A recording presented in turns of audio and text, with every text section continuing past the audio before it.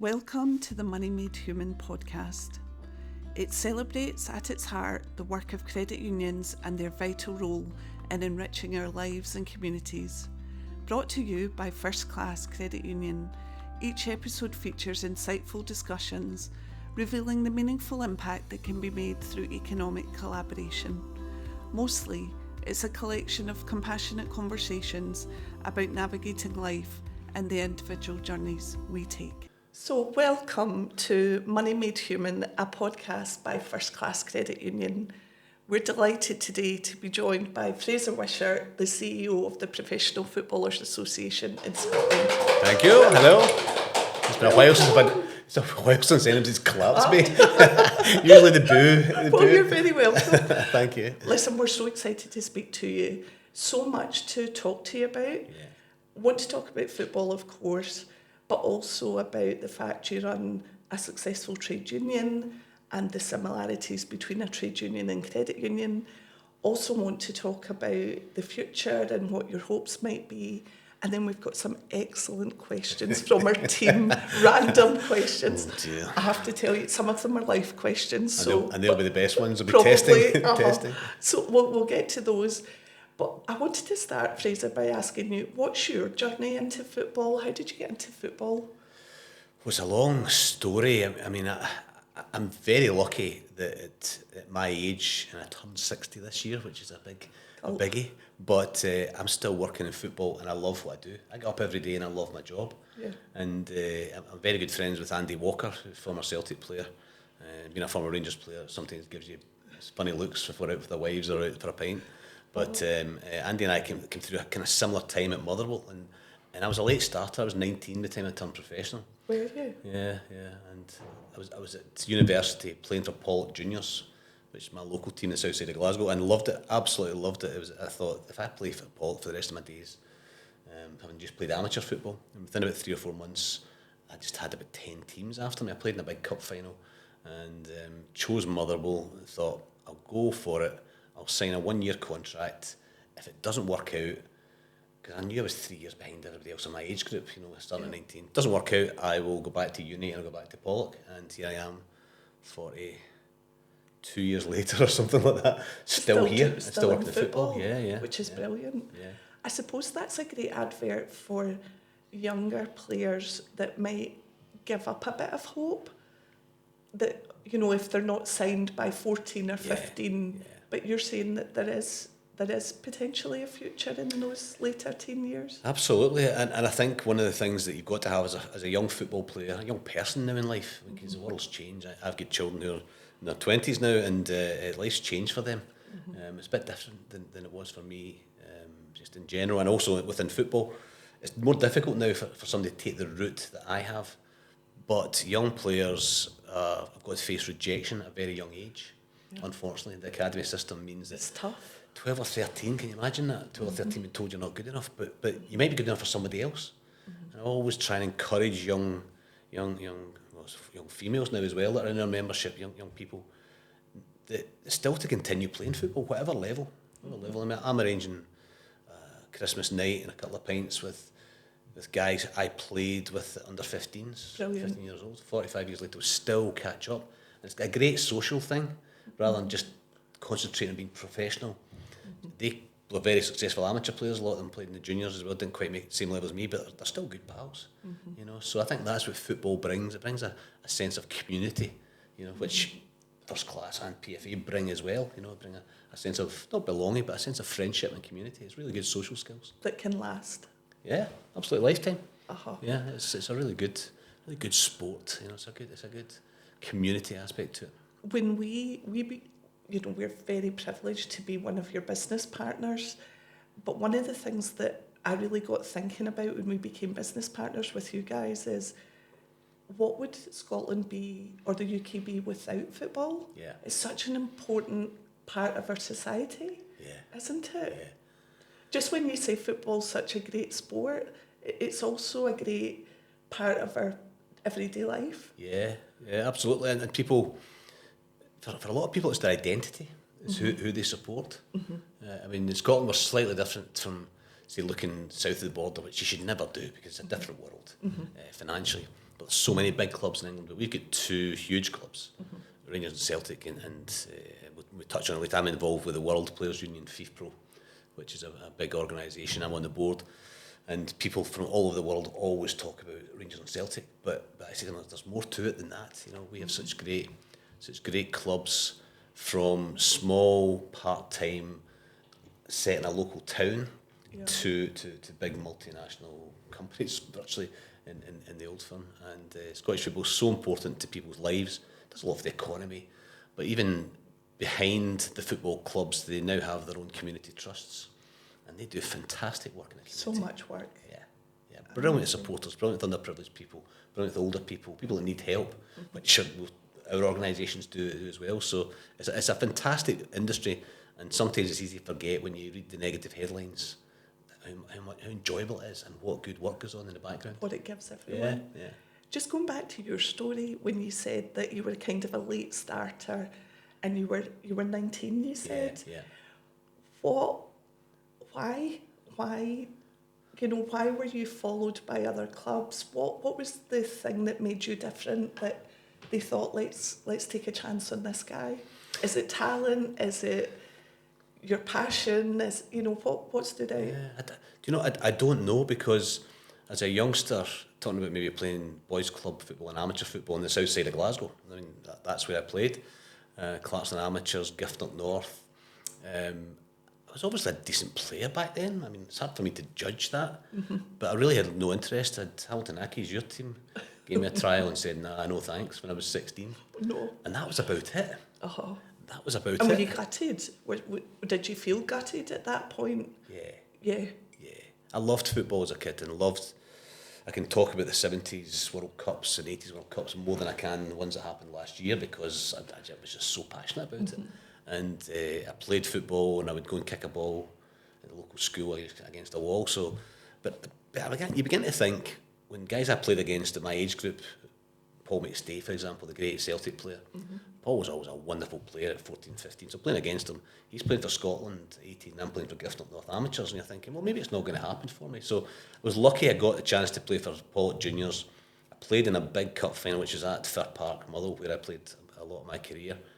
And within weeks, so from going from Gift up North Amateurs in 1983 in June to October 1983, having 10 offers from Rangers and Barnsley and Ipswich and teams. It was just a bit crazy. But I was lucky. I've got good family around, and Pollock had a couple of good people as well who helped me, just guide me through that. There's a couple of experienced former professional players playing for Pollock. Jeff Curran being one guy, Danny Scully another, who just guided me through this whole madness that was unfolding. Process. Yeah. And that took you to Motherwell. Yeah. And what was that like? What was that exposure like? And a busy football club, did that change your life? Yes, it did. Spoke with Andy Walker earlier, met Andy Walker there. Gary McAllister was there, went on to play for Liverpool and Scotland captain, Tom Boyd. We were all in this a similar age group, and came through together. Gary was certainly a wee head of us. He was just an amazing player, great guy as well, really still keep in touch. So it changed my life in a sense of, even as a person, I was quite a quiet, maybe not so confident when I was that age, but you had to become confident. You had to. You're playing football in front of people, and you're put right into the first team as well. And so you had to grow. You had to speak to supporters who would stop you and say hello. You had to speak to the media. So all of a sudden, my persona had to change as well. So I've got a lot to thank football for. It kind of changed, gave me that confidence about speaking to people as well. Amazing story. And at that time, would that have been Tommy McLean that was there? Tommy was the manager that took over. It was Bobby Watson was the manager for about 4 or 5 months that signed me. He left and Tommy McLean came in. Tommy was a wonderful coach and really kind of taught me a lot of the legendary game. figure, wasn't he? Yeah, an amazing coach in a sense of the best coach I played under. Is that right? Because of he could just pick things up, from simple things like positional play and coaching and things, but other things about the way I struck the ball, you know, just picking up on little things that are so important. Yeah. And what you kind of transitioned from there, and you did go on. You played for Rangers as well. Yes. Was that a pivotal moment? You mentioned earlier, Scotland has or a perception of two big clubs. We know there's so much more underneath, but was that a pivotal moment going there? It was a big moment, and it was a bit later in my career. Oh, was it? I mean, I was, when I was with Motherwell in the first spell, Rangers had tried to sign me. I mean, Graham Souness has told me since they tried to sign me at 5 or 16. Celtic tried to sign me, lots of big clubs. But the world was different. Even your contract finished in the 80s. You still couldn't just go and get another job, which is crazy. I mean, it's crazy. There was still a transfer fee in your head. So there was lots of clubs wanting to sign me at that point, and nobody would take the chance because of the big transfer fee Motherwell were asking, and the clubs had those powers. So to go to Rangers was later in my career, and Walter Smith was the manager. He was a great man, and it was more of a kind of squad player, cover player. But he told me when I was 28, he said, "Come, you can play right back, you can play left back. Gary Stevens and David Robertson were the fullbacks at that time, internationals. They'll play every week if they're fit. If they're not fit, you'll be in there. Come in." He said to me, "Come and play in some big games. You'll play for a big club. You'll be Fraser Wishart, Rangers for the rest of your days, and you'll earn a bit of money. Just come and enjoy a couple of years." And I thought, wow. And did you enjoy it? I did. Did you? Yeah. That was the biggest games of my career at that point. Old firm games, playing in Europe, and I did play in some big games. But also to meet and play and train with some of these guys who are just a better level than anything else. I mean, I had to be at my very best to compete at training. When you're playing with Brian Laudrup and all these types of guys, Ali McCoist and these guys, top players. And what was that like playing in an Old Firm game? I mean, you hear about it, or you feel it as a supporter, but to be in that arena, what's that like? Do you know, pressure? I didn't feel the pressure. Did you not? No, I didn't really feel the pressure. I don't know why. I'm not an Old Firm supporter. I'm a St Mirren supporter. Right. So I would have happily played for Rangers or Celtic, which fans of both might not like. But when you join the Rangers side at a time when we had a really good squad, and you're standing in the tunnel at Celtic Park, going on to the park, and I'm looking at my teammates on one side and the Celtic players on the other side, I'm thinking, I'm on the right side here. We've got great players. And it was at Celtic Park, the debut, so there was a big, huge crowd in the old Celtic when the jungle was there. Wasn't a great game, but I played well, and I got an extended contract with Rangers and a better contract, so it kind of worked out for me. But no, I was quite calm about it, which was, and I do remember my teammates at Celtic, Rangers, saying, "Remember this game, try and take it all in because it can just pass you by," and I do. I remember it fondly. And like Walter Smith would have said to you, you're a Rangers player forever now. Yeah. It's an amazing community, I guess, in its own right to be part of. Still keep in touch with a lot of the guys from those days, and Rangers fans have always made me feel very welcome as well. And even to this day, people remember, I only played 15 or 20 games for Rangers, something like that. I played in big games. People remember a small point, like a pass I made or something. I'm thinking, preventing a goal, or why do you remember that? It was 32 years ago. It was that in the Rangers' history, but it was meaningful. Yes, and if you ask any football supporter, Fraser Wishart, they'll say Rangers. I played 250 games for Motherwell, played for other clubs, so but I don't mind people coming up and saying hello to me. It's quite a nice thing, and as long as people are respectful, which they are, and even to this day, no matter where I go, my wife says to me when we go on holiday, "Do you think we went to Sydney and Singapore?" And she said, "It'd be great, nobody will come and speak to you within 5 minutes. Somebody's come up, an expat's got, how are you?" It's lovely. It's really nice to be remembered like that. It's quite touching, It comes back to that point of how important football is globally as well. Yeah. Amazing. Especially now, I think, with the world being smaller as well, and communities and online clips everywhere as well, that everything's online, so people can look and watch games from my era and can see it, so it keeps that memory going. Just before we leave your actual footballing career, I wanted to ask about your family during that transition. You becoming a footballer, playing for Motherwell, playing for Rangers. What was your family like? Were they proud of you? Were they grateful that your opportunities had come to roost and you had succeeded? What was their thoughts? Yeah, they were very proud. My dad grew up in Ferguson Park in Paisley, so when I played for St Mirren, and then he was a fan all his days. That was a big thing, and he'd ran me around the country as a boy as well, playing boys club football, so running around the sort of west of Scotland. But then he followed me everywhere, even during days when maybe travelling away up to Aberdeen or wherever, he would come out everywhere, and other family members would come along as well. So you get 2 complimentary tickets for a game, and I'd have like 8 people coming, so you'd have to sort of juggle it all around. Mum started coming as well. So yeah, great pride, and I certainly think they take great pride in what I'm doing now, because there were some down moments in my career, which I won't go into, but linked to my job with the union and being the chairman of the union management committee, where there was clashes with certain people in football. So they were there for me, though, and I think now the fact that I'm chief executive of the union and our job is to help people who need our help, who usually get some problems, then I think they take great pride of that as much as playing. It's even more gratifying in a way that you're helping others. Yeah. I'm a lucky man. What was your journey into the trade union then? You run the Professional Footballers Association in Scotland that helps footballers, as you said. How do you get from being a footballer to running a trade union? It was my background, like my parents I spoke about, they were always trade union members and to the left politically. So I would be as a teenager, taken to rallies and marches, much against my wishes. You're coming and you'll learn from this. So all the big marches in the 70s and anti-apartheid in particular. You would get no South African food in our house in the 70s and 80s.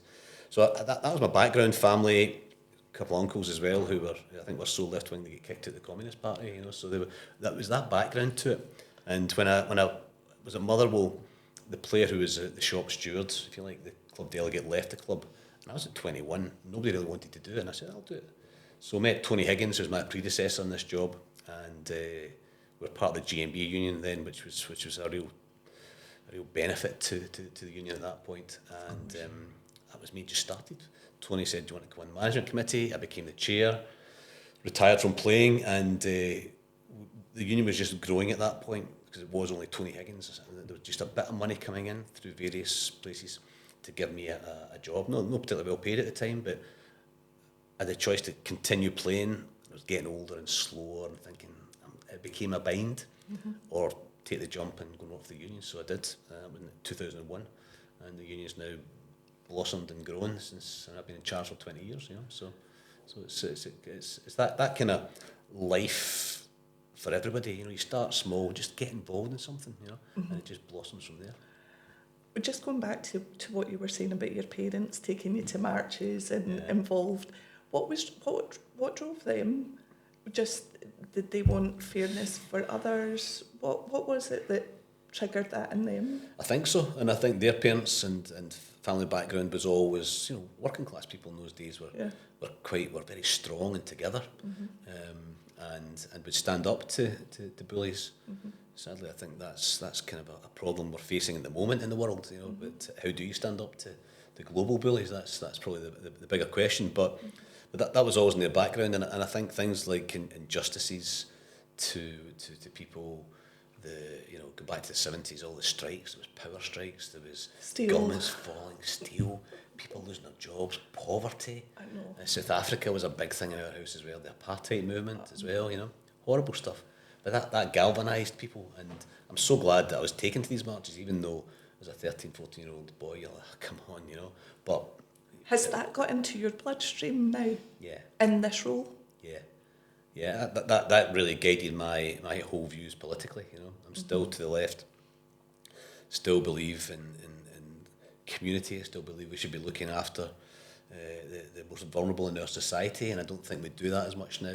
Get worried by the shift to the right across the world, most of that, in my opinion, through misinformation. But there's a challenge to us all. But it's in my bloodstream, it's in my children's bloodstream as well. And I think you're a product of your environment, And I was lucky to be brought up in a very caring environment where you cared for people, you cared for your neighbours, you cared for the world, you cared for people who are more vulnerable than you, So I was lucky to be brought up in that kind of environment. I imagine your parents would be hugely proud to hear that in particular, that's got into your heartbeat, if you like. Yeah, I'm sure they do. And we said earlier, I think my work with the union gives them as much pride as actually playing football, which is nice to hear. So you've grown the trade union. Yeah. You're part of the global trade union movement as well. What do you do day to day to support footballers? We're first and foremost we're a trade union like anybody else. You know, we are a bona fide trade union. We're bound by trade union regulation, the same as any union you'll see in the television. So that first and foremost, our role is to look after the kind of employment rights, if you like, of professional footballers. And people forget footballers are workers like anybody else. They sign a contract of employment, but they're also, our role is a bit more complicated because football has this multi-layered regulation. So you play in Scotland, your first port of regulation is the SPFL, who are the employers, and they have their own rules. You then have the Scottish FA, who have their own rules. You then have UEFA and FIFA, who have their own rules. So you also have a transfer system, which people forget that you as a football player, you can't actually choose where and when you go to work while you're under contract. So if I want to leave PFA Scotland, my contract has a notice period, I can go and leave. You know, just whereas a football player can't until his current employer agrees a transfer fee, which the player has no say over. So that's tricky. I mean, I say to people quite a lot, imagine they put a transfer system in your business. Yes. You know, you're a plumber and you can't leave to go and work for another plumbing company. They're going to offer you double your money. You can't go in because your current employer wants £1 million.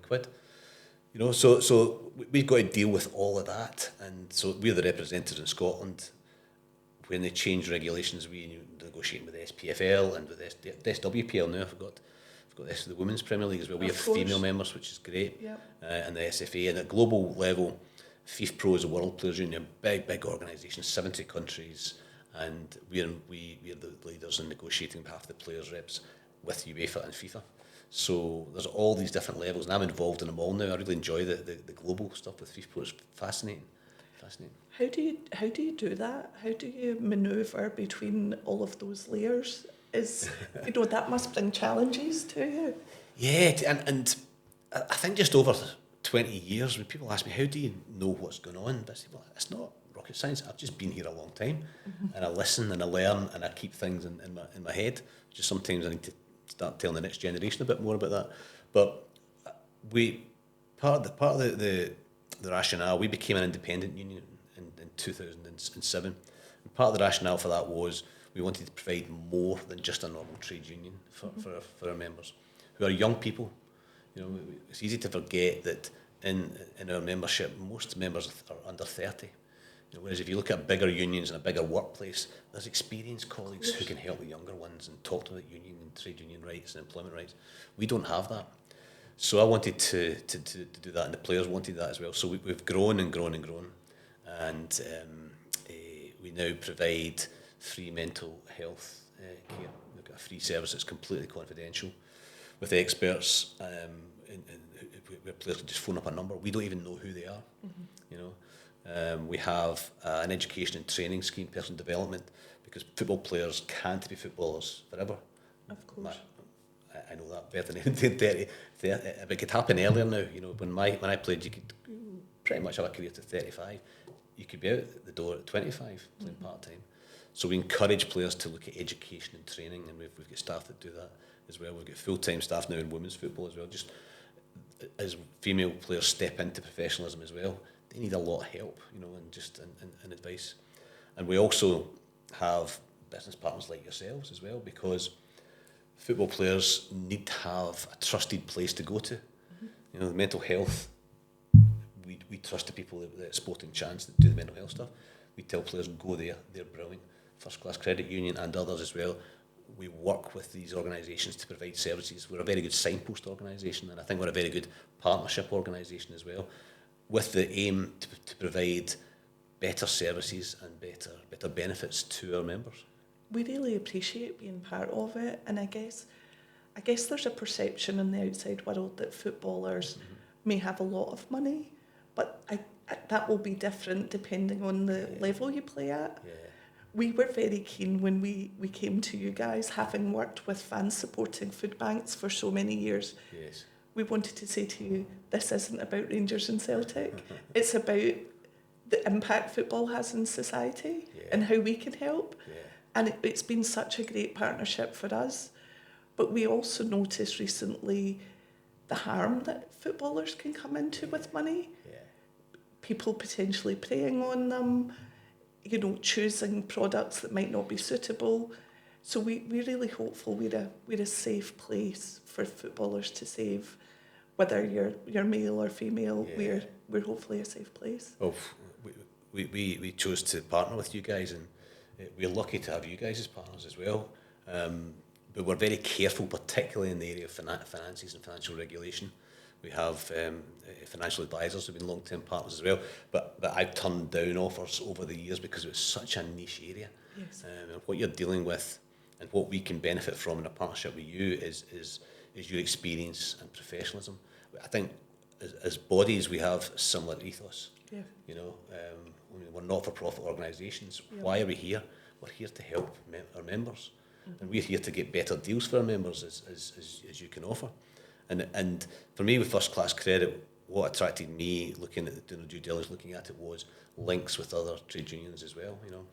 Absolutely, we're an industrial credit union that operates through trade unions, so it was a perfect fit for us. Yeah.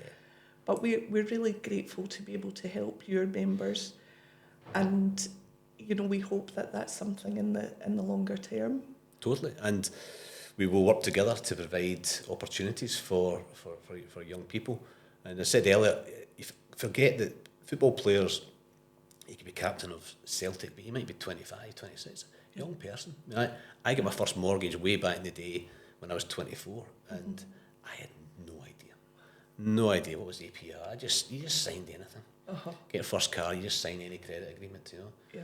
And people have taken advantage of professional footballers, big and small. We were talking earlier about the situation with many big players down in England, who have lost everything and they will never earn that money again, and that's a very difficult thing.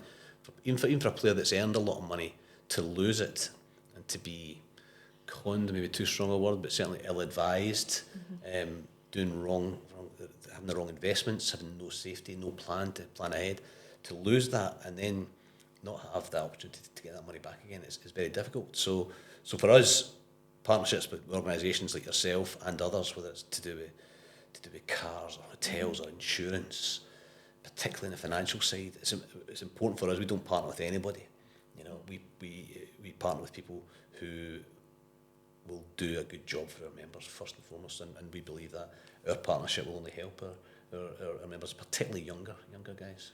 Do you think there's better safeguards in place now for players in terms of products or money or mental health? Do you think they're better advised now than they were maybe going back to when you were playing? Yeah, I think so. I think the knowledge is far better, and I think we play a big part in providing that. We're very conscious that we're more than a union. We're also there to provide support services. I think what we provide is, I'm not saying it's going to be unique, but there won't be many unions can have the capacity to be able to provide all this free support. I mean, we get free legal support, so players come to us with contractual employment issues. If we decide there's a case to be taken, we will absolutely take it, and we'll go to employment tribunals. We get the option to go to FIFA. They've got their own tribunal. We can go to the Scottish tribunals within football, whatever one suits us. That's a priority sport. Wellbeing's become a huge issue, I think, for across society, and people. I think it's great that people are far more comfortable talking up about their mental health issues, and within a football dressing room. When I played, there's not a chance you could ever have said, "Oh, I'm not feeling great." Whereas nowadays you can, and then their teammates will get around them and say, "Go and speak to PFA." So I think there's far better advice. The area of finances still worries me a little bit, because I think younger people, it's complicated. Getting a mortgage is far more complicated. Getting a bank account is far more complicated. Investments, pensions, all that type of stuff. So that's why we partner with yourselves and Advanta, our other organisation, is to provide that safe place, if you like, that care. We know the going to a comfortable place and they're going to get the best advice for them. It's not somebody ripping them off for their own pockets. You know? I think also the pressure they're facing on social media is a new phenomenon as well. That's tricky. You know, there's a lot of pressure that comes from that. Yeah, I think supporters, and it's a small element, need to just take a step back sometimes and have a think about what they're writing and saying. You know, we've seen in recent months managers, you know, having to leave the back door of the car park. You know, Russell Martin. Thinking, what do you think of Russell Martin as a manager? And fans are perfectly entitled to their opinion and all that. They're so important because fans of the game. But have a think about what that's doing. Yeah. And football people are human beings first and foremost, you know. And I'd never minded anybody booing me as a player and thought I was a rubbish player and still think I was a rubbish player. That's all good. That's all part of the game. But the pressure now, you're right, social media, fans groups getting together. These people are employees just like them, you know, and they've got a job to do just like them. And sometimes I think people want to do that, but the abuse online can go over the top. It's not just about you think Fraser Wishart's a rubbish player. It becomes personal, you know. And I'm quite fortunate I don't get too much online because I'm not a current player, but it would be very difficult to cope with. I think I would struggle to cope as well with as playing on a Saturday or whatever, you're coping with that. Yeah, and it's always the negative voices, the minority, that have the loudest voice online, because those supporters, millions of supporters who are very positive, they don't post nice things. No, why would they? So you only get the negative stuff that's amplified. Fraser, it's been so interesting talking to you, and what I can hear coming across from you is a deep care for the people you work with and the people that you serve, your membership.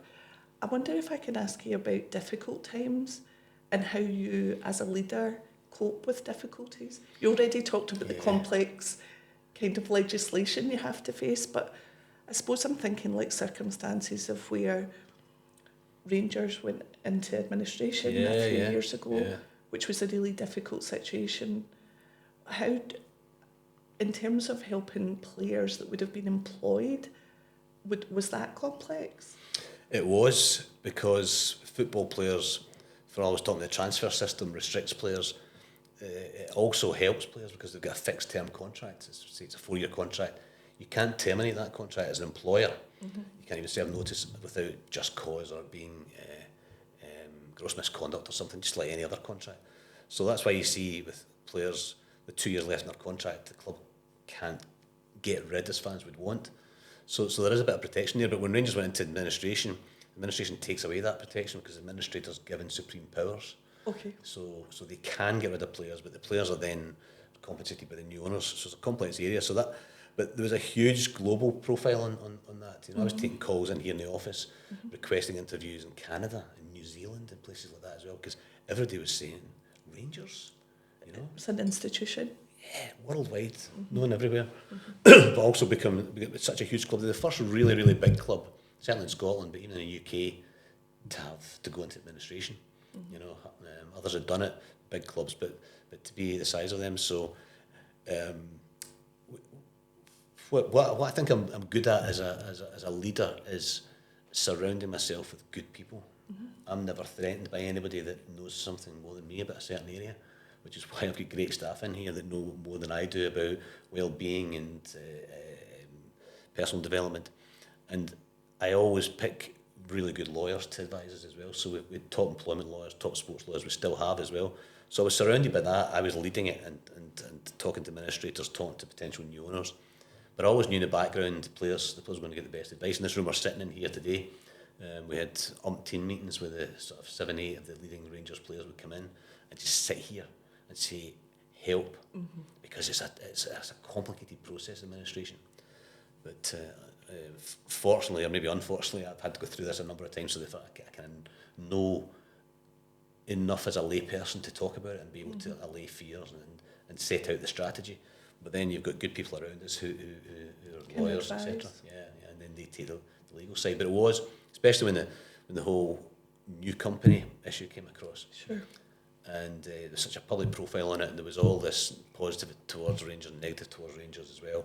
And the new company, of course, was transferring across their employment to this new company, and some players didn't want to do that, so they objected, and that became a big issue because that was just a no-no in football, you know. we had to deal with that as well. But I'm quite proud of what we did. Can't really talk about it. You've asked me, I'm happy to talk about it, but I stay away from, people have asked me to write a chapter for a book or whatever else, but because it's still toxic. Yeah. But all I did at the start, and I said to our staff, and I said, listen, we're just going to be professional here, and we're going to look after our members. Mm-hmm. The rest of the madness around it, we cannot control. We can't control new owners, we can't control whatever else.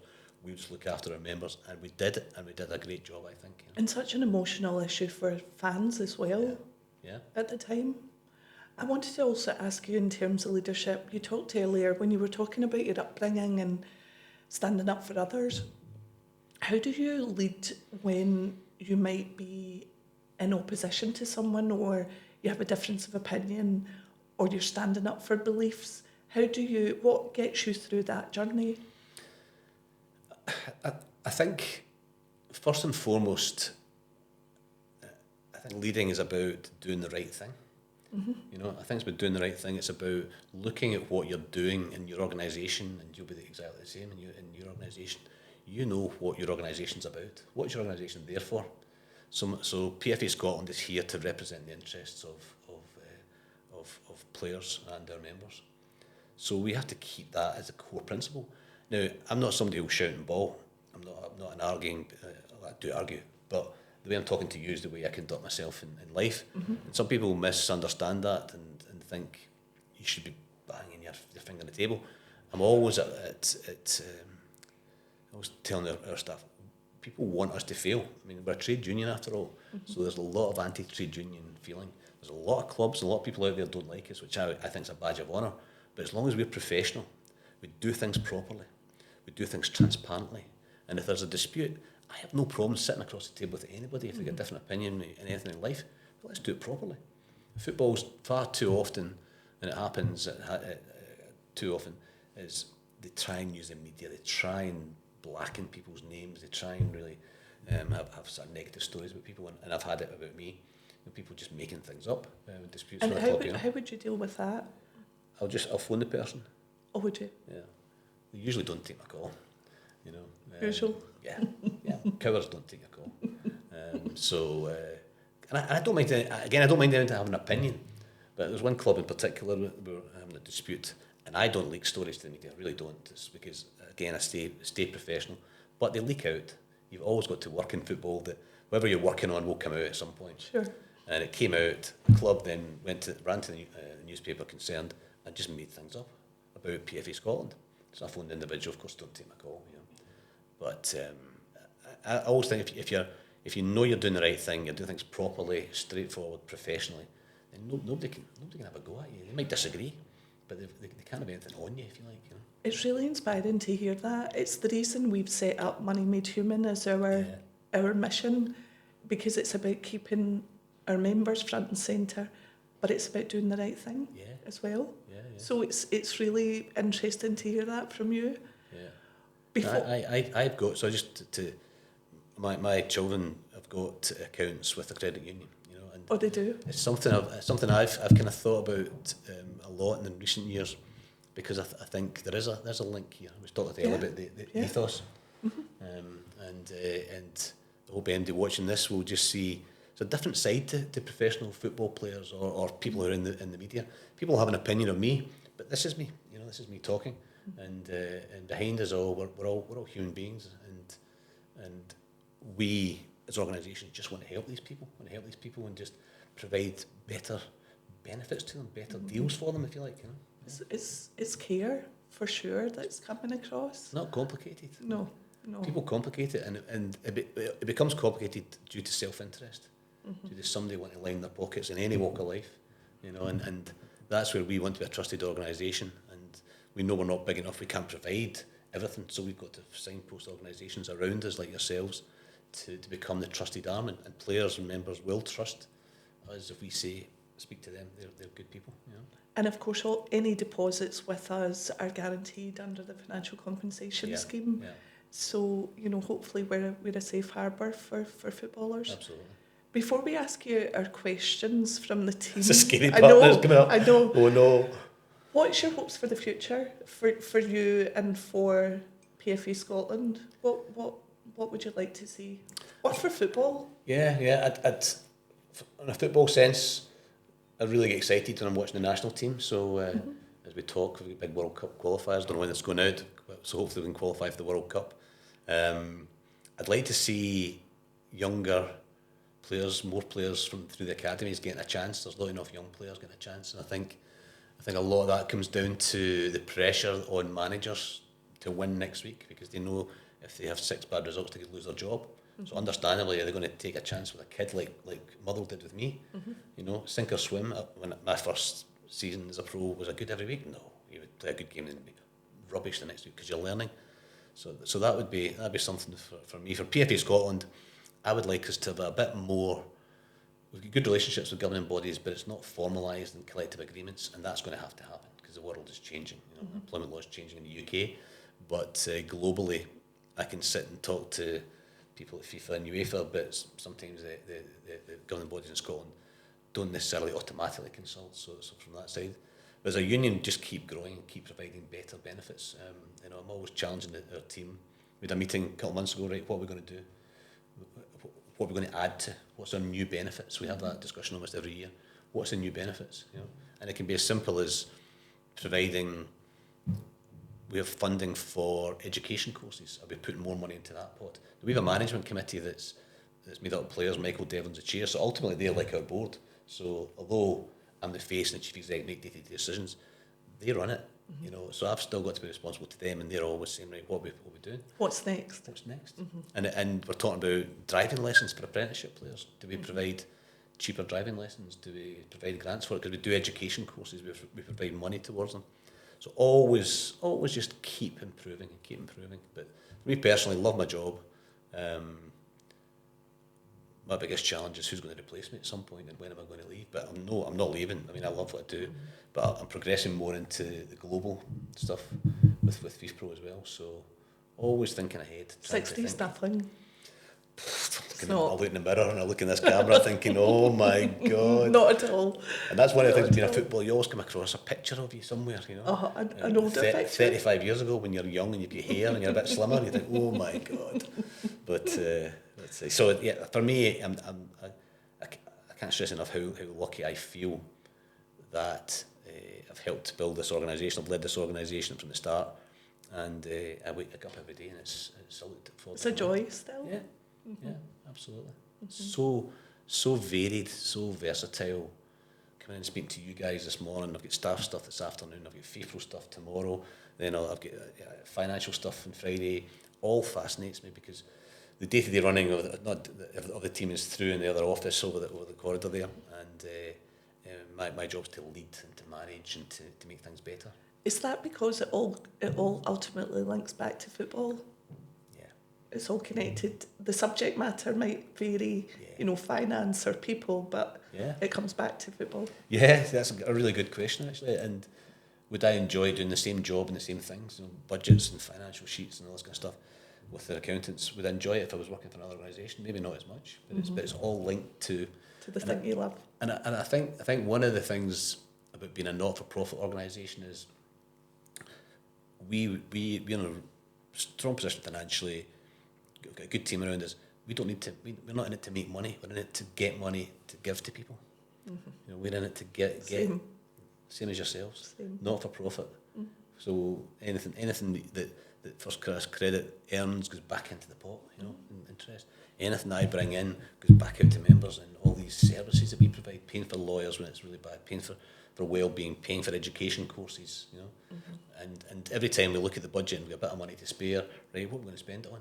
So it's a nice job in that sense because I'm not under pressure to make money either for myself as a small business or for shareholders or others. Yeah, I'm not under that pressure. I'm under pressure to make it run and not to lose money. But any money that comes in, I've got the joy of saying, right, let's spend it. You know, so it's exciting. What it sounds like, if you wrap up the whole conversation on the future, it sounds hopeful. Yeah. Would that be right? Yeah. Hopeful agenda. Oh, totally.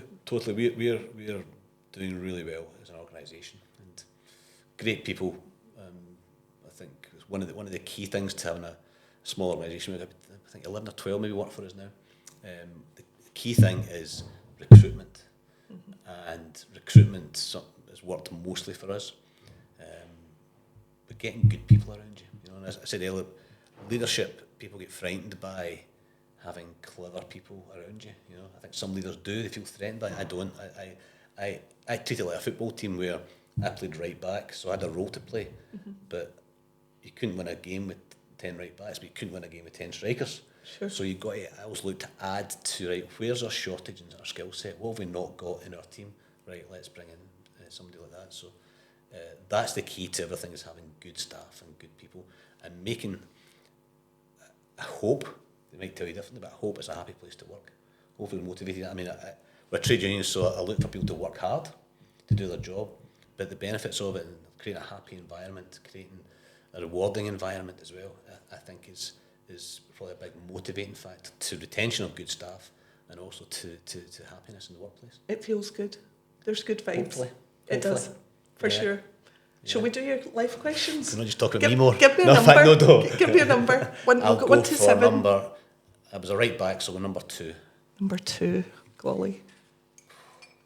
Oh, this is a nice question. This is good. What's your favourite way to spend a day off on your free time?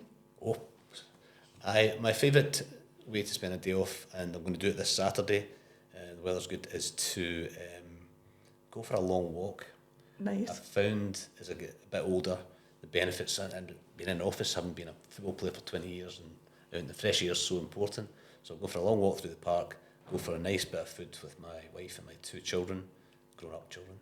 They'll be paying the bill, don't worry about that. And then a couple of glasses of wine, and then going to watch Scotland game. Oh my God, that's perfect.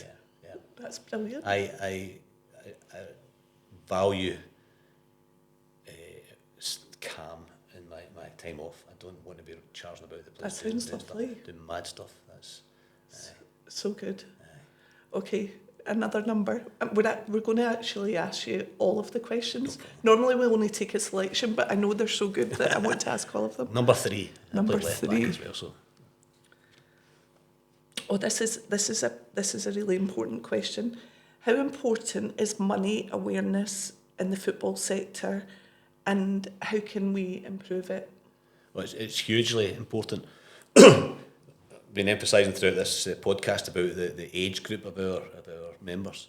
They're young people, and you can be thrust all of a sudden. You could be 18 or 19, and you go from earning next to nothing to earning tens of thousands of pounds a week. It can just change your life like that. So money awareness is very important. Players do have their own agents. Many of whom do a great job. Some of whom don't do such a good job. And if you're unlucky not to have a guy who's do a good job, and sometimes the links with financial advisors who don't advise players. You've seen so many big name players go bankrupt as well. So at a young age, one of the things we're looking to improve upon is financial well-being. You know, how do we teach young players, working with clubs, get people like yourselves and Advanta and others, experts in, to actually say, listen, this is how you handle your money. You know, so it's vital, because as a professional footballer in my career, I was nearly 20 years, but I think I probably did 6 or 7 years where I earned what you'd say was good money to invest. That can go, and then you're 35, and not only are you looking for a new job, your money's gone as well. Of course. You know, and I just can't imagine being in a situation where I've earned good money and then it's gone in a minute because you've made some dodgy investments. You know, so it's vital, really important. For anyone listening, to our members or to young footballers, our mission is save little, save often. Yes. So, you know, we'd encourage people to save a little Always bit at a time. Always have a safety net. For sure. Always have a safety net. Yeah. Definitely. That's what I taught my children, and they've got their own places. And but I said, you know that if disaster hits, you've got a bit of money there as a safety net. You know. Definitely. What number will we go for? Go for number 7. Number 7. I love this question. Were there any particular experiences as a player that made you passionate about supporting others in the game? Yes, when I first started, and I was about 20, 21, we'd a bit of an issue at Motherwell where one of the coaches there, seems like a small issue and you can laugh, but some of the apprentice players approached me, so I'm 21, just in, fresh, young guy as well, and one of the coaches was taking the players up to the woods behind his house and having them chop logs with axes and saws and this kind of stuff, and the young lads were saying, is this allowed? And he's getting us to wash his car. Was it like a fitness thing? No, it was just a kind of, listen, you're not doing it this afternoon, come on up and help me. Oh, like work stuff? Aye, because he stayed away, the coach stayed away up in the hills, and there was no malice in it. I mean, there wasn't anything dodgy in it. It was just, the players were saying, I don't like doing this. Don't want to chop logs? Saws, yeah. So I remember thinking, goodness, that's something I never really thought of, and that's when my predecessor, Tony Higgins at GMB, I went to see him. On a personal level, I think what changed my mindset was when I was leaving Motherwell in 1989. I said earlier there was a whole host of big clubs in England and Scotland were interested in me, and Motherwell at that time made it almost impossible for me to go to leave without there being a huge transfer fee. And they refused to speak to clubs like Aston Villa and Spurs and negotiate, and nobody would take the chance because of this unknown transfer fee in my head. That and at that must point, have felt unfair, was it? Yeah. Did it feel like that? Yeah. Yeah, but it changed my mindset because I realised at that point, this is a job.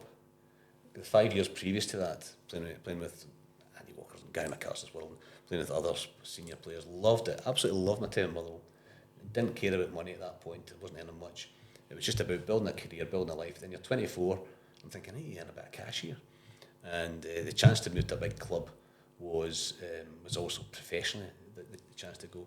So that kind of changed me in a sense of, I thought, you need to look after yourself. You're not a young boy now. This is a ruthless business. For all Motherwell were great to me, Tom McLean was a great coach. They did stop me moving to a big club at that point. And was part of that because they wanted to keep you too? Yes and no. I mean, they made me an offer, but they couldn't afford it. It wasn't much money more. They didn't have the money. Sure. But I think it was also about control and about trying to get a big transfer fee, and they shot themselves in the foot. Eventually I signed for St Mirren, who were the one team that took a chance and they gave me a good contract, and you go to a tribunal at that point, so St Mirren have no idea what they're going to have to pay. It could be 200,000, it could be £2 million, and that's what put all the big clubs off, because that uncertainty. If the big clubs knew, right, we're going to pay X amount of money, they could budget for that, but they wouldn't take the risk. And did the Bosman ruling, did that change transfers? Yes. Is that right? Yes. That was 95. Oh, was it? 95, Bosman, yeah. He came in, and that meant at the end of your contract, you were free to go. Right. But when you think back, you think, so I was out of contract, I wasn't getting paid, but I couldn't choose to work over there without there being a transfer fee in my head. So it was different times. So tough. Different times. So that hardened me up a wee bit, and I thought, you need to start looking after yourself. Because you're 24 now, this is going to be a ruthless business. You've clearly got a chance of making a career here, but I'm also a commodity. I'm an asset now to this club who are just seeing pound signs, So that was a tough time, but we got through it. And did they stop chopping logs as well? Stop chopping logs. I went up to see Tony. I'd never met Tony before. I just knew he was in Jersey Union, and I said, "This may be a strange one." He said, "Listen, nothing's strange in football." so I said to the young lads, "Yes, you don't need to chop logs. Aye. You're a professional footballer. Aye. Wash your cars." Brilliant. What do you want to go for? Go for number 5. Number 5. What's the football one? So, how important is it to guide young players, especially for those that might not reach the highest levels, in preparing for life potentially after football? Yeah, it's a huge topic. It's a great question. We don't have members who are in the academy system, if you like, because we have Club Academy Scotland, where young kids are signed up to the clubs between the age of 11 and 16. When they turn professional, because we're a trade union, that's when they join the union. We've been looking at, do we step in with the clubs to give advice on various matters, whether it be finances and education, or well-being, to young lads who are 15, who might be professional the following year. And one of the things that you can guarantee is that at some point you'll need the union in your career, for 99% of players. But failure is a huge thing. There's research done in England where it's 1% of players make it as a professional footballer. Is that right? Yeah. Yeah, and I'd like to do more detailed research in Scotland to actually get to that figure. And there's nowadays there's so many players that come from different countries across the world, which is brilliant, but it makes it more difficult for these young people to actually make a name in their game. So it's a really good question. It's absolutely critical, and I think sometimes young players and their parents maybe don't know the truth, or find it difficult to accept the truth that they're maybe not going to make it. Sitting there with 20 young lads aged 15, one of you might make it, you know, at some level. It's tough. But you don't want to take away that ambition, because as I said, the football's so good at that age. You know, it's community, it's friendship, it's fitness, it's working as part of a team, it's discipline. You know, so it's got so many soft skills football as well. So it's that balance, and we're thinking, are we going to be the bad guys that go in there and say, "Oh, you're never going to make it"? You know, we don't want to do that. But it's how do we provide better support structures for lads at younger age who are released? Because if you're released by a club at 14. Your hopes are almost taken away from you. So how do we as a game, including the club, support these young people better? One thing I really admire about your organisation is that you do annual career fairs as well, outside of football, to help find other life pathways. I think that's a really, it's an excellent proposition for them. Yeah, and for senior players as well, but for younger lads we do kick-off, it's called, and I think you guys are involved in that. Just advising young lads who are 16 coming into football. I mean, 16, you're professional football, just a youngster. I know. It's a youngster. So again, it's just about advising them on the pathway of being a professional footballer. The following year we do for the second year apprentices, which is when really about 18 is the decision made. Do you get a professional contract? It's a contract 16 to 18, but do you get another one? And that's called My Future Now, which is kind of saying to players, listen, in this room there's 60 young players, not many are going to make it, but you don't say it as bluntly as that. You're just providing information in the pathways and things like how to do your CV, how to do job search, how to cope with adversity as much as anything. So yeah, it's a really valuable tools that we provide for players. Really important. 3 questions left. Number one. They've been good so far. Actually, I was a bit frightened of this part. We've touched on this a little bit, but it's because of the subject matter, it's worth covering again. How have attitudes towards mental health in football changed since your playing career? Oh, hugely. Massive. There were times when I was going through tough times. I remember one at St Mirren when I was about 26, 27, fell out with the manager, and he pushed me to train on my own, basically, which still happens in football, and it's not allowed, but we get involved. And there was times, looking back at it, when I felt quite low. And isolated, yeah. No support from even some of my teammates. But I didn't want to stand up and say, listen, I'm not feeling great, And I think attitudes have changed hugely now, and we've played a big part in that as a union. I think, in trying to take away, people talk about taking away the stigma, and I think we pretty much have. People talk about, somebody say one of the last taboos is mental health in football. People talk openly about it, But the second stage for us was right, what are we doing? If somebody comes to the union, this was about 10 years ago, and says, listen, I need help, what have we got? We've got nothing, so we work to provide that. But I think it's a much healthier environment in that sense of certainly in the male game. I know it's a much safer environment where I think players would feel comfortable coming forward to their teammates, maybe not their team, maybe not their boss, which I think is always difficult in any environment. Do you think because players are openly talking about it, do you think that creeps into the fans as well?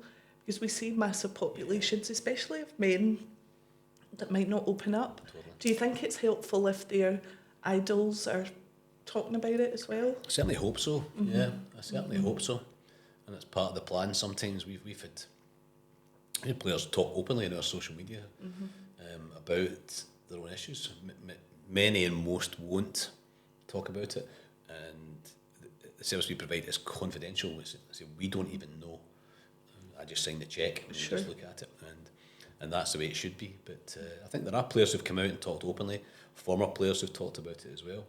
I think one of the things you face though in public in life and for the rest of us is what support's there quickly. if you need quick support, if I need quick support, is it there for me? And that's one of the things we discussed a lot, NHS and funding and all that kind of stuff. You can wait 18 weeks. Our guys, if they're feeling low right now, there's a phone number and they phone it and they get a service like that. 24 hours. There's an expert on the end, somebody who's qualified to deal with the first stage, the triage almost, and then they're placed into the care of, it can be really severe, or it can be maybe just anxiety, that's the wrong way of saying it, but it could be anxiety, it could be just not feeling confident, maybe personal, family issues. Wherever they need it, they get that. And we are fortunate to be able to provide that for our members, but I hope that anything we do as professional footballers, we stand up for anti-racism, we stand up for inequality, we stand up for LGBT issues, we stand up for mental health. If that helps somebody out there, then we're doing our job. Brilliant. We shared that with you. All of our team are trained in mental well-being and suicide prevention and awareness. So we treat it really seriously. Good. It's a good skill for people to have as well as individuals. For sure. Because if somebody comes and speaks to you, I felt very uncomfortable because people were phoning me who are suicidal former players and guys I knew, and I didn't know what to do. I really didn't know what to do, for right or wrong. So if anybody's got those skills and it can help their pal, can help anybody, it's a good skill to have. But important to talk regardless. Yeah. Definitely important to talk. Yeah, absolutely. There's no stigma now, I don't think. No. I think that's pretty much gone across the board now. And anybody who's having issues, speak to somebody. Well done for the work you've done on that. Thank you. 2 questions left. Number 4. We'll keep it number 6 till the end. It's a good one. Been looking at it all night, looks like a belter. I love this question though. This will be tricky to answer. I don't know if you'll be allowed to answer it either. If you could swap lives for one day with any current Scottish Premiership player, who would it be and why? Who would I swap with? Goodness, I don't know. I can't think of anybody, honestly. What about a player from your own days? Who did you admire then? My big hero was Kenny Dalglish. Oh, was it? Yeah, even though not an Old Firm supporter or Celtic supporter, brilliant. Just my skill. Skill and playing for Liverpool as well. So Kenny Dalglish was my big hero. I'm trying to think of somebody. His leadership through the Hillsborough disaster was immense as well. Yeah, and I've met Kenny a few times as well. And is it like meeting your hero? Aye. It is. Yeah. Aye. I meet current professional footballers from world stars to whatever else, and just chat to them. But when I meet a Graham Souness or a Kenny Dalglish or somebody of that era, even though I played against Graham and he tried to sign me. I remember the first time last year he came to our awards dinner as our guest, and I sat and had lunch with him, and that's when he was telling me all the story. I tried to sign you about 10 times, and Tom McLean would never accept it. But I'm sitting there thinking, wow. He seems like a really intimidating person. Yeah. Is it like that, or is it? He's. I can see why people might find him intimidating. He can be like that, and he asks lots of questions, and he's quite kind of intense. But he's asking it from a position of I'd quite like to learn. Okay. Quite like to learn, and also he's got a care for you've seen the young girl. I know. With the skin condition, and his care and the emotion that goes through that, and he swam the channel there and back. He's amazing. 72, 73. He's amazing, isn't he? And Kenny Dalglish is. I remember once being in Hilton Hotel in Glasgow and speaking to potential sponsors for our awards dinner, and it was going fine. So I was down the stairs in the lift for lunch. And he's not been to the Hilton. It's got a huge big foyer, and we're just going across to the bar area. And I just hear this voice shouting, Fraser. And I look around and I didn't recognise who it was. Guy sitting there, a wee bit slumped jumper with glasses on with a paper. And we walked over and looked, that's Kenny Dalglish. And I'd only met Kenny once or twice, but he shouldn't. So just coincidentally came across, and the sponsors were kind of looking. And Kenny's talking to me as if I'm his best pal. And he said, so introduced. So he turns into Kenny Dalglish kind of ambassador mode. And I'm introducing them all from the sponsors. And he said, I know Fraser really well. And the stuff he does for his union as well. If you're partner with them, then you're onto a good thing. And then away he went. And I was kind of nervous because it was Kenny Dalglish, And it just changed like that, And I've told him that story. He said, I remember, I just thought, Kenny Dalglish just told me. Amazing. Listen, so. But he doesn't come across as though he's left his kind of down-to-earth Glasgow days. Yeah. Yeah, I think go to Liverpool, similar city, similar football supporters, similar people, still get his Glasgow accent, and just his leadership during Hillsborough. I mean, immense. I don't know how you cope with that, and I'm sure he must have had his own place to vent, and hopefully his own people to speak to, because that must have been a huge mental pressure on him as well. We work with fan supporting food banks. It's in essence a travelling food bank, but they collect from football stadiums. They collect food parcels, and it started in Liverpool. Wow. And they probably collect about a ton of food every week now, using supporters and just that connection back to football. Fans do so much good work. We're talking earlier about fans, about the pressure they put on players and the negativity, but from the Tartan Army, who routinely take stuff to wherever they're travelling to in the world, particularly poorer countries, Amazing. And sadly food banks are needed, food banks are needed, but people say, should you be supporting food banks? Of course we should. It's wrong that they're needed, but while they are needed, we should all be getting into But the fans have great positive power as well. Yeah, and I think there's almost a kind of bit of competition as well. They take up say about football fans having an identity. You're a St Mirren supporter, my family are season ticket holders there, or your Rangers, or your Arbroath, or whatever. And there's also a wee bit of competition. We're a good lot, Here's what we've done, and you can create that wee competition in areas as simple as collecting for food banks. Motherwell collected more than Hamilton Accies, obviously. Said more. Hamilton Accies. Local rivalry. Local team, I know. Right, last question. I hope it's a good one. I'm sure it will be. It's perfect. It's a good one to end on. It's a perfect one to end on. Favourite goal of all time? Favourite goal of all time? Being an old man now, it will be the 1978 World Cup. Archie Gemmill scoring for Scotland. Scotland against Holland, yeah. I remember it sitting, what was it, in 13, sitting in the house watching my brothers, my dad, and just the excitement. And even now, get pins and needles and goosebumps. That's where he kind of runs, and I don't know what you would call that, but he goes round the players. He goes round, he cuts inside, he goes through past one, he cuts back, puts it through one set of legs, puts another set of legs, draws the goalkeeper and chips it over.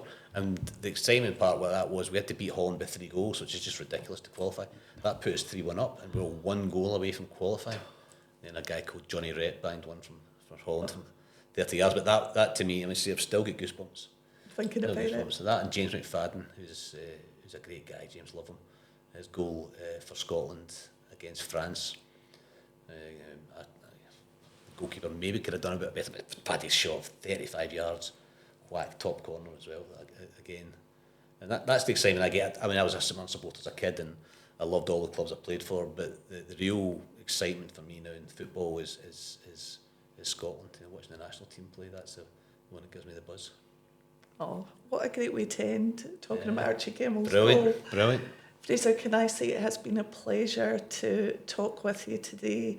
Thank you for all you're doing for the football community in Scotland, and we really appreciate working with you, and hopefully First Class Credit Union can help your members going forward. Totally, and we value the support we get from people like yourselves. So important to our members, and hopefully we'll be sitting here talking in 10 years' time, or maybe I'll not be working here, but we've still got this partnership going as well. We do value our long-term partnerships, and hopefully anybody watching this will get a wee gist of what PFA Scotland does behind the scenes, because quite often I'm the one who's up the front when there's a crisis on the telly, on the news. But we do so much good, and football does so much good behind the negativity, behind the headlines and the arguing and the shouting and bawling.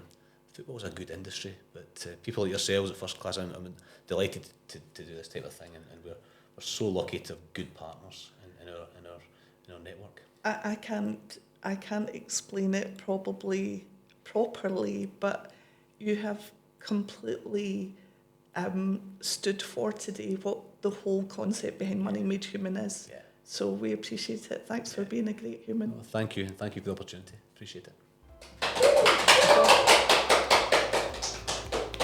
Thanks for listening to the Money Made Human podcast. We're grateful to spend time with you and hope you enjoyed it.